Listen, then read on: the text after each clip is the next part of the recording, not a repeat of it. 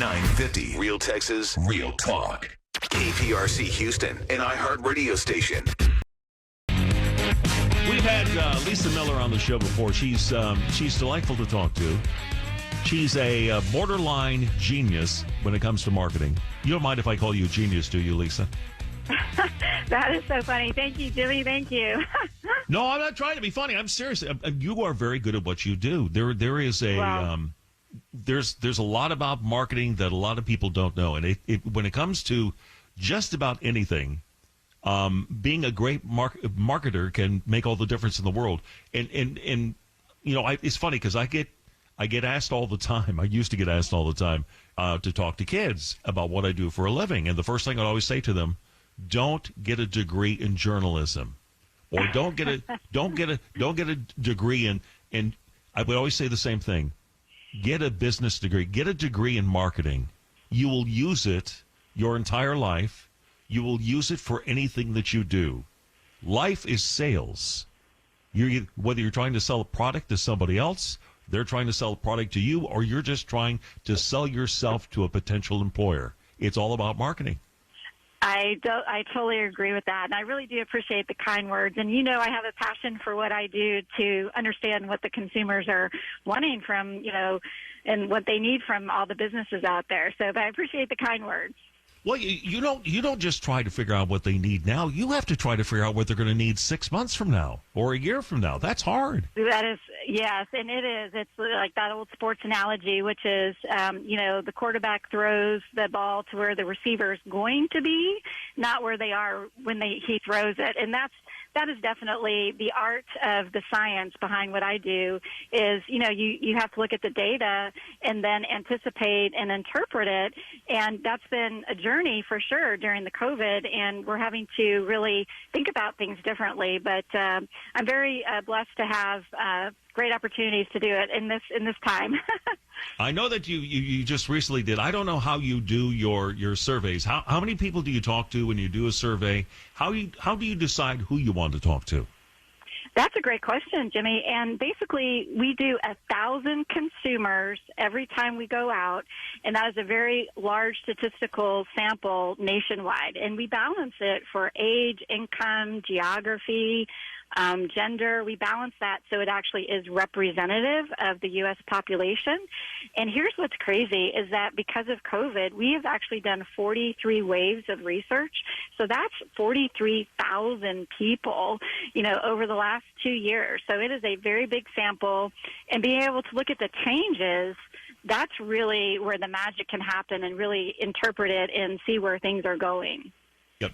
Generally speaking, take us through the changes from the beginning days of COVID. I think we all remember the 2 weeks that we were all supposed to just lay low and that everything was going to be fine. That's kind of how we started. And I think people were just a little shocked by the entire experience at the beginning. But take us from the beginning to where we're at now. What kind of changes have you seen? Yeah, it's interesting. With the 2-year mark coming up, March 11th was actually, if you go back and look at it, that was the day the world changed. From World Health Organization, Tom Hanks getting COVID with his wife, the Mark Cuban clip that everybody saw with like, what, the NBA is canceled? So March 11th was that day. And what was fascinating, if you fast forward, you know, we had our shutdown, the lockdown, and everybody was like, I am so pent up. I want to get out. I want to get out. But what happened in May, Jimmy, when the first things started opening up, it was like the theory of reopening just collided with reality, because a lot of people, they didn't go out because they're like, wait a minute, I've been kind of safe in my home, and now I'm kind of scared. So we saw the anxiety the highest as things opened up. And, you know, because people thought they were ready, but they really weren't. So we've seen this roller coaster ride of anxiety across the last 2 years. But what's really positive is that even in the midst of all of the Omicron news and all of that, the positive of people wanting to venture out is the highest it's been in 2 years. So what that says is we're actually learning to kind of live in coexistence with a lot of this bad news. And that's really good for the economy, and we need people to not be scared because we need them to come back into businesses and restaurants and shops and so on.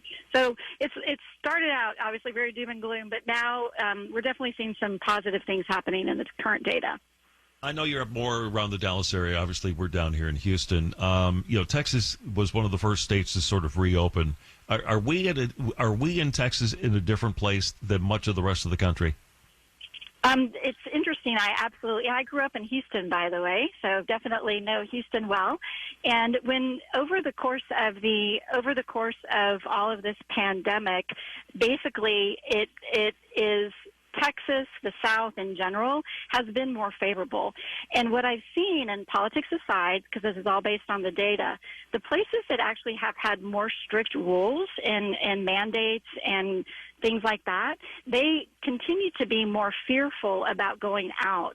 So I think there's this theme of kind of unintended consequences, things that are designed to sometimes make us feel safe have the unintended consequence.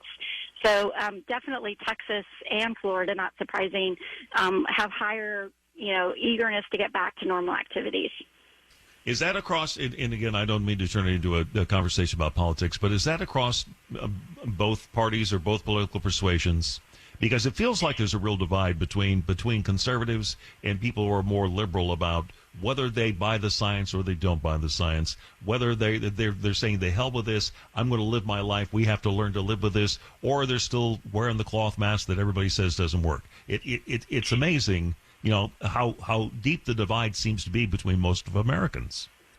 Well, and you're right. And the data that I show, and I do have that data, with the political affiliation, and without a doubt, there are, conservative people tend to be more open to getting back to normal, while more liberal, the blue states are going to be more trusting the science and let's stay home. That said, when we get to numbers like, over half of the consumers are saying, hey, it's time to get back to living, I'm tired of COVID, that then says universally people are moving in the right direction. But I think everybody has to remember, based on where you live, your experience with this whole pandemic is completely different. So I think that that's just something that people need to keep in mind.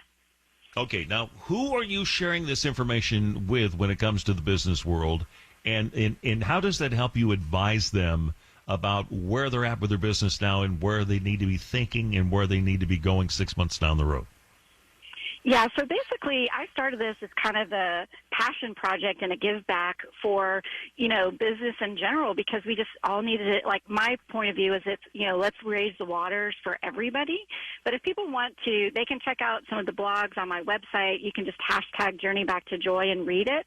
But what I have been trying to advise people is, we need to look up. People are still, focused on the day-to-day. There's the labor shortages and all of those things. But at the end of the day, marketers need to remind consumers why they fell in love with their brand in the first place. And we still need to lead with joy. I mean, the whole premise of the work I'm doing is lead with joy. And that's, okay, so we need more joy in our life. Well, I think we could all agree with that. We need more of that. So which businesses... I mean, we all know that the restaurant industry, in particular, restaurants and bars, especially here in Texas, the bars, because the bars were the last thing that the governor allowed to reopen, really took a big hit from all this. Near as you can tell, have most of these businesses recovered? Are most of them back to where they were before COVID-19, or are they still lagging behind, other than the fact that they're having a hell of a hard time finding help? Right. Honestly, right now, so the short answer to that is it depends by actual company, right? In the restaurant spaces, there have been winners and losers. In shopping, there's been winners and losers. So there's not really an industry answer to that. But what I would say, just in general, I also am seeing some hope that the labor shortages, it's going to take time to unwind. But honestly, the economic recovery, the labor shortages are honestly a bigger hindrance to the economic recovery at this moment than Omicron itself. Because if people don't have joyful experiences when they go out, they're just going to stay home. And then don't forget about inflation. So there's a lot of things that are really slowing things down. But unfortunately, that's not a black and white answer, because there's winners and losers in every business vertical. No doubt. No doubt about that. Do you think that some of our habits have changed as a result of COVID? In other words, we got used to eating dinner as a family. We got used to making dinner at home, found out that we kind of like it again. And therefore, we're never going to go back to eating out at the same level we did before all of this happened. Well, it's an interesting question, Jimmy, and honestly, with this 2-year anniversary, I'm digging into that. But here's the interesting part. Remember, I talked about joy, and so what happened is during COVID, we found the joy in some of those activities at home that we had kind of forgotten about because we were so busy, and we had all this stuff going on, and so we rediscovered the joy of eating together. We rediscovered the joy of maybe curling up and watching a movie at home and things like that. So that rediscovery can happen again for activities outside the home. It's just, again, that goes back to the marketers. Find a way to convince them and remind them why they fell in love with you in the first place. And so that joy, people going to a movie theater, going out to eat, those are all still very joyful experiences. We just need to remind people about that because we've forgotten because we've been home so long. One more for you here, and I'm curious about this one. I'm assuming you work with advertising, correct? I do work with, my clients tend to be more the businesses than hire agencies, but yes, definitely work with advertising and messaging and all that good stuff. Have they rethought the way they message their business as a result of COVID-19? Has it changed the message to the consumer? Well, I think yes and no. At the very beginning, there was this great clip that somebody put in a montage together, and I call it the sea of sameness because in the early days of COVID, you literally could cut and paste. It was clapping, it was applause, it was piano music, all of those types of things. And so thankfully, we've all emerged from that, and nobody's doing that again. But I think right now, marketers are kind of struggling to balance value messaging, new promotion messaging, but at the basic fundamentals, the fundamentals haven't changed. So I think agencies are still trying to sort through that transition back to, marketing brands as brands. Okay. Always interesting talking to you, Lisa. Thank you so much for your time today. I appreciate it.